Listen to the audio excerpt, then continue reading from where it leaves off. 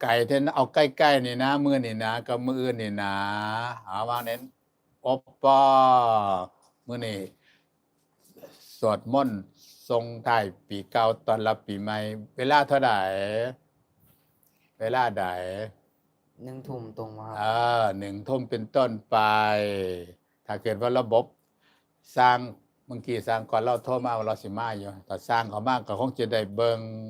แต่ว่าไลฟ์สดเนี่ยโอปอกับอามพอเฮ็ดได้อยู่มั้งแม่นบ่ได้บ่ลูก บ่ได้ครับ เดี๋ยวตัวไปเอาเชื่อมนี่ไปเฮ็ดต่อเด้อเนี่ยขึ้นไปนี่ไปเอาเสียบต่อเด้อเข้าใจบ่เดี๋ยวทุ่มหนึงสิเอาลงไปเข้าใจบ่ ครับ เข้าใจบ่ล่ะ ครับ อันเน้นอาม ครับ ส่วนเน้นอันโอปอกับเน้นนับนี่ก็ต้องเอาหมาไปในกุฏิหรือแสมไปสวนบ่อนน้ำ เอาไปสวดมนต์นำครับ เอาไปสวนบ่อนน้ำโอ้ดีบ่ล่ะโอปอมาสวนบ่อนน้ำ บ่ล่ะครับ โยมสิว่าให้บ่ ครับ อันพระเน้นหน่อยก็สิสวดอิติปิโสภะคะวะหมามันก็สิเห่าเท่านั้นแหละม่วนบ่บัดนี้ ม่วน